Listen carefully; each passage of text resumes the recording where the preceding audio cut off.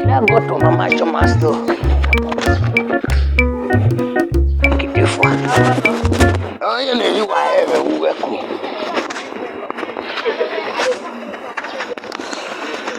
The chibuzo wa yafi moto. Ave mana tie chibuzo. Ave mana tie chibuzo. Rima wa yafi moto.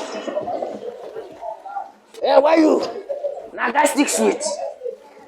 Give me sticks. Which one? Biscuit. Give me biscuit coaster. Coasted biscuits. Coasted, how much for one? Okay, wait, let me see if I have money. Coasted biscuit, one. Green one. Coasted biscuit.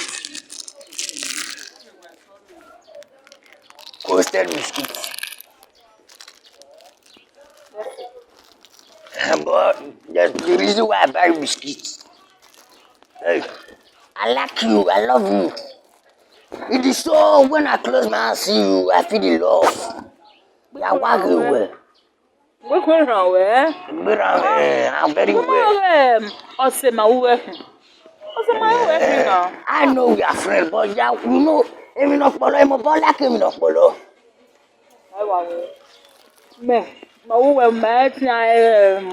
But almost sending no warning. I was working for life. My friend, this is my area. Mary biscuit, just tell me yes. It doesn't know. When the right time comes, I don't know. When the right time comes, I don't know.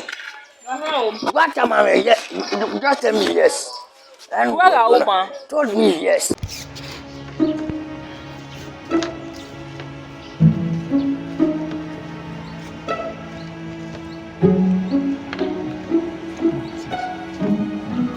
I want to love.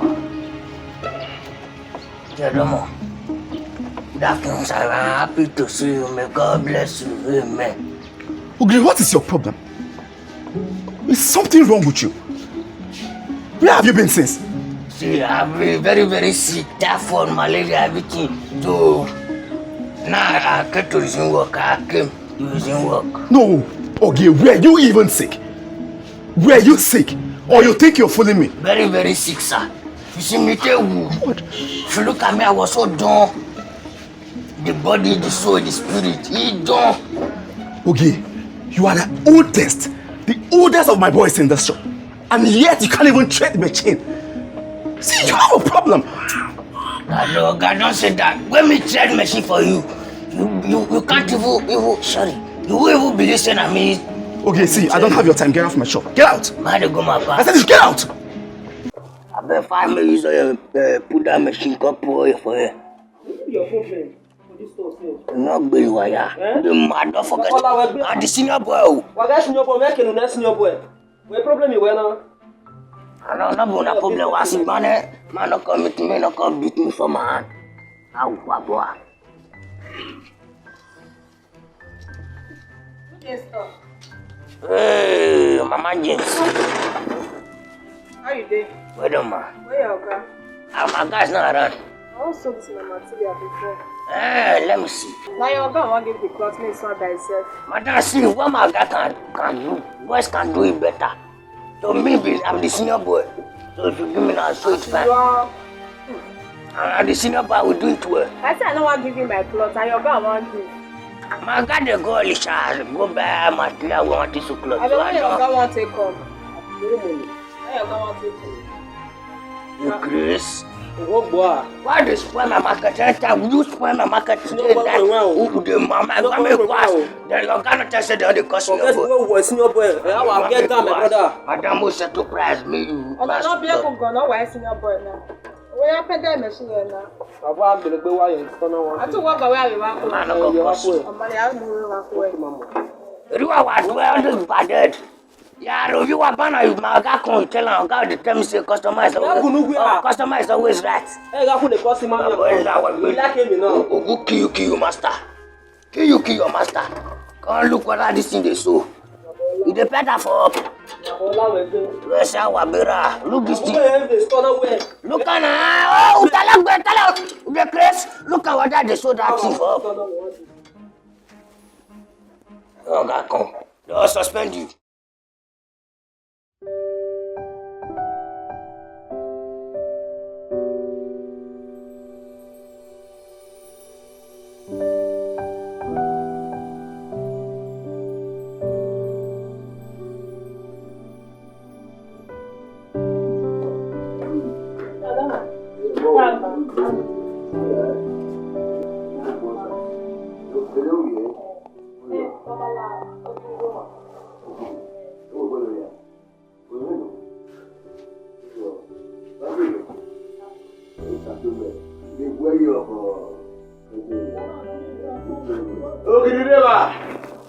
Ogiri. Baba there. Oh my God! My switch in the middle. Yeah, Baba. My swingina. Yariba. I'm a pie do again. Yeah. Now only got you work. Now you work. Go. Close your eye, Daddy. No,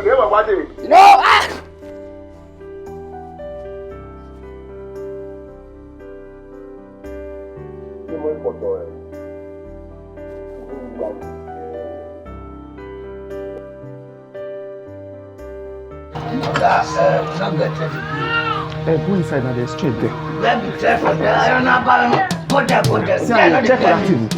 And you take it.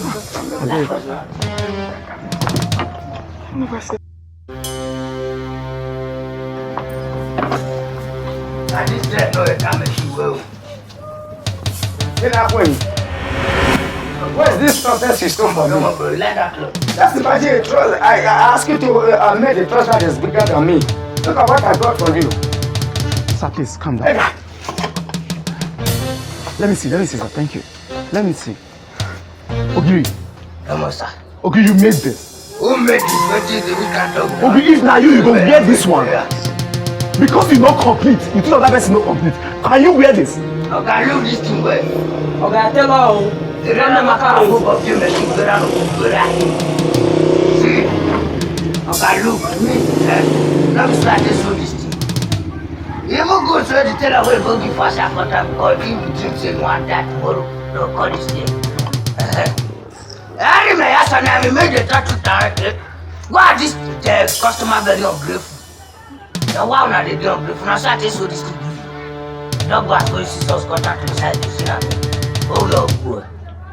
Ogiri, how many times I don't warn you? Ogiri. I have warned you several times not to touch any customer's cloth here. Ogiri, get out. I tell you get out. Give me money and I'm going to follow the door. Come on, sir. Come on, bro. I'll go. Come on, myself. What are you waiting for now? Come on here. Get out. I go back to I go.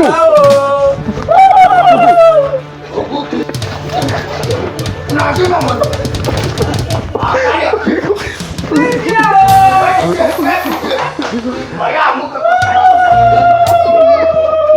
This man.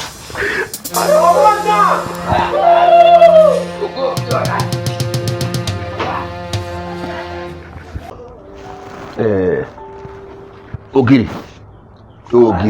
Enter. I'm a biomoira. Yeah. I born you. Yes, sir.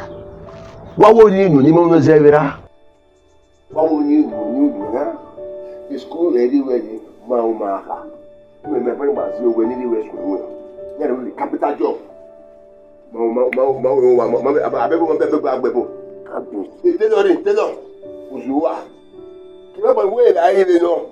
Papa, me go live here. Me a student. Oh God, me a student. Me go live in where okay, damn it, you know, be on me a party. I was a long time ago. She had left it. Time ago. Yeah, student. Yeah, then no good. Yeah, when you near you were, yeah, no one, but if you are beyond, he can make more beyond that money, but when you hear. Papa, don't set it that way. See, look my see my head. Look my leg, look the waist, look my belly. I get the same blood to blood. Kidney. You are a bastard person. Okay, I'm of you. We're going at your bastard. If you don't mean who we are. Emi ro mi ya ko we a. My waist. I want to get bonya ma ko. Iye bi me e ba ko we yi. My waist, your waist. Iye awon ni mu dia na. Me marak, who we rack. On say aka we mo bi o, iwe ke ewu ne. Ya we ya na eyu mo gba iwe bi o na. Na eyu bi o ko we rack, me marak. The man. O bo yo wa. O the man. O bo yo wa. Onyo. Ani iwe. Onyo. Me be ta we ga me eyu bi o na pe o to mo me eyu pa iwu wa to mo wa ya to mo gbo ira. Onyo. Wa bu wa bo. Imu na ni we ma be ba gbebo. O pe mi la, o to de la. O te sas. E we ari ga we na o me ma ke da be na we. O mi o ga ri ga we. Awe sas. E we le le. O mi ya te o ma re mo. O do ra ki bare. Isi awe e be we ri ga ifo. O wa ki le na gbo na. Ogiri. Mama, this one na my father go no pa ya gbo we na yo kole ya go ku. O neat. Wa gbo. O neat. Wa zuwa. Idiot. Ere ga go e be mo mi pa ere ri ato. Baba, last time na polo ga we. Bege pocket wo tete be ni ayere. Wa ere. Wa me wo. Pocket. Wa zuwa. We ne pa ke me last. E da gbo. O pa ke me last da gbo. Da ji ke pe te ga mu. Hey mare wo la go ri. Who left here now? Ah, he was dead, he's dead, he's dead. Ewa nyewe ya. That was later I took class in my pocket. Okay, all is first. Nya biere baba. Yeah. Nya biere. Will you left here and fly? Benawe jaba binga kale ibenya. Zuwa agbo. Zuwa. Why da we? Ya miso tasi. Ki me ku we awo ya we bogi ada. O tasi ya misi yo we. What do we rock dem we? O se da. Zuwa agbo. O ba da gbe baba. Mo mo e. E mo biola.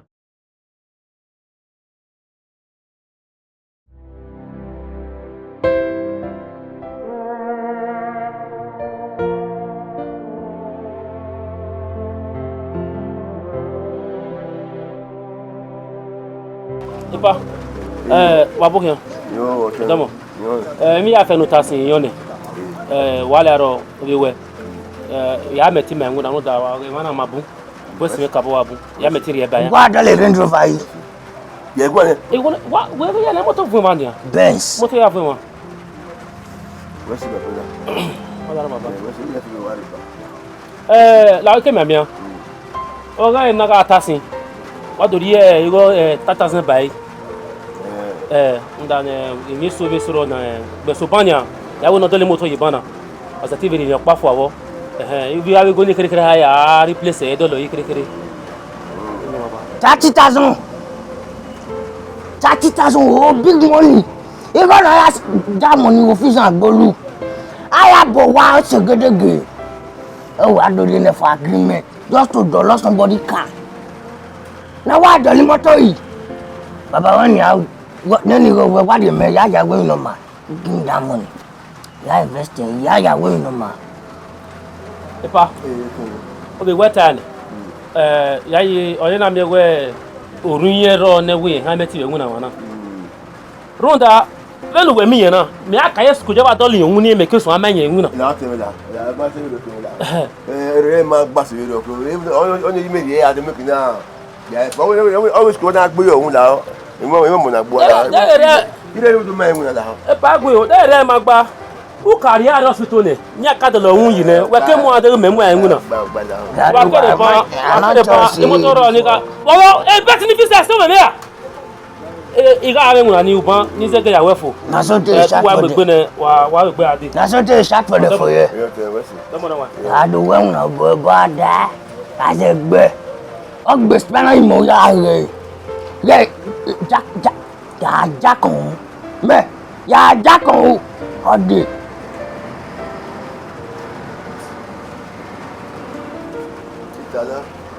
Na you want me put. Na be call me kon. E man adala we. You dey us na. Ogiri. Yes, father. Me wa ati vitala ana mo lo igbe ni. Una we me kiko he we yawo e. Asebanya, e ya fi what the boy want to say banga, huh? Want to spread the more. Any magbata. Papa, listen to me. Listen, when I think forward, when I think further, They want to know. What you know, the governor see? A man, women, and listen, look at what he measured. Asao. Now our money want to build us. Listen. Well, when you know when I've got is a good amount of plenty money. Your boy is genuine, your boy genuine. 6 cartons of beer. Hold me. Okay, now 3 cartons, 3 bottles of this. 3 bottles. You know how much? One you gonna ask me? I came today. Spanner player. Screwdriver. Tani. Ouvions bouillant à tenir. Pourquoi tu as taillé tiens? Hein? Elle voit rien, ça est mort en sigoni. Donc il va, où a été bien le cas des effets? Le gars t'a dit, mais il m'a rigolé. Et quand les effets vont quoi avec négocier tête? Aïe, pas d'un autant. Elle dit, mais il a rigolé. Hein? Niche tête, non niche tête. Il va y a le même yoga à chop. Eh, non, manoa. Nous voyons un wako de quoi, oh, il m'a dit. Very good, comfortable. Eh, il va y avoir quoi? Ah, waouh. Et là, quoi, ma era no bio. Ma pass. Nous va nommer. My father's. Ouais. Oh, yeah, à peine ni à ouais, le Oh, God! Ça, tout mana. Yeah. Koyo. Mais quel que ça tout que c'est autant. Oh, my pana, we are very hasty. Oh, na me calme, ouais. This is what I said. More taxes. Oh, moi, au pas. Et faire au combien d'années pour que Dieu veut dire faire bêter ou bécan non ok même pas non we are let's go oui monter ya vraiment derrière non où il y a monter mais de niveau il y a des monter merci mais il y a des monter de non fourré on va faire boire bessi oye huere au goût de c'est là tu m'as no gbebonya your first blood ça go rien fiailler ça bagbo ni agbona your first blood y avait mawe viol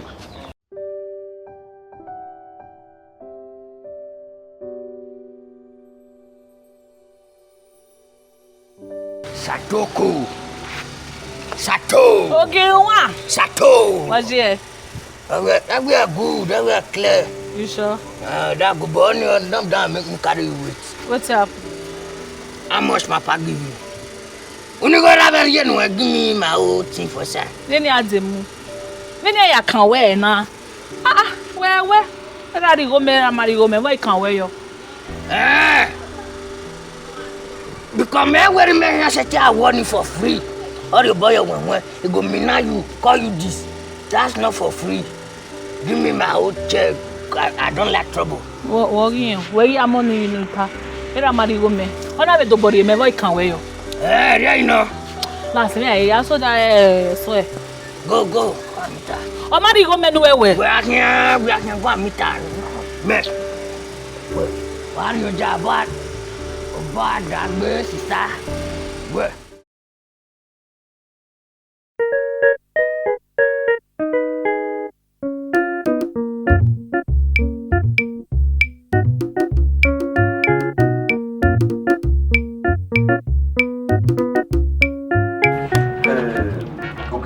Papa. Oh, c'est moi qui l'ai sato. Il y a moi aussi. Mais les man magba. Mais il y a eu un point you want. Papa mon gars. Nega mi yo. Boy, you are here. You want to watch what I'm aware of. Mais bon, mais là, mais tu peux gagner où on se va. Well, papa, you have to. I work in here. Papa, hey. Usatoe now. Like you daughter so. We are. Mama, you can want pure. I'm pure. We are going to get you. I'm your father. I know. You are we are very open. We are to watch them open. You are. Or what? You are you. Sato, Osime, do I do me? My own mother. Ogiri. You don't got your Sato, mommy, and why? Bodo, me, do fastness. Loud, you are Boa be wa mo pa ye. We to stay. We fi body. Mo ka me ya mu lai no wa. Ya bi we ase do we ni a. Ya di mi nu e. Ya di mi nu e. Du so. Ma bi bo ne mo so abe ke na ma ya re me wo na ma wo we ke o. Zuwa ya mo gun we mu lai. Satu. Morri. What one hearing a what time we very small. What's your name?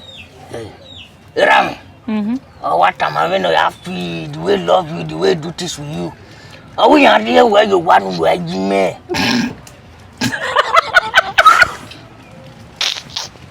Agree. What about that? No. Come back. Continue. Send me na buwere na kobok be. Na yari yo yoruda. Ramen area dey very beautiful you maso. Hey, obana wagwe. Ewe ki na e kuna gbe paloke. Yo. Ba wa so wopo. Awa ki ewo. Mudia o. Uwe ayo nutana. Okay, Mudia. Uwe here in me. Ya mi go bebera. Yeah, you are very truthful, you my be. Na ko ba ku na ri yo. Oma, ya o e. O me ke dagbe very greedy woman. Hey, I want that to bo very. Only say we ya o e. Ah. Nguna bo. Me wina. Be we. Sorry, no vex. me what you bona? Egwinya. No problem. Don't name you.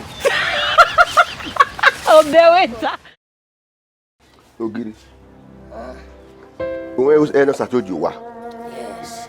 If I knew you le you le ho ni. Do ga re ma me ba egbe hin ho. Baba go na do. When me jira me to wa usite la nyamo da. If you wa mu FIFA. Mo na de mo na. FIFA all of them. So then you na ya do. I do buy medicine. Ava go na the hospital na to the chemistry area. Igo ni me egu me o we tan we igo ni me re no ya le la e ko sa to we ya du kun we ni. Igbo me ran we ya du kun wa. Mama ba kwa sin then you go me ada uno ime kwara. O ba ta. We wo na e ko sa to na re. Mo no ba wa igbo hin ahu we na igo ya du kun.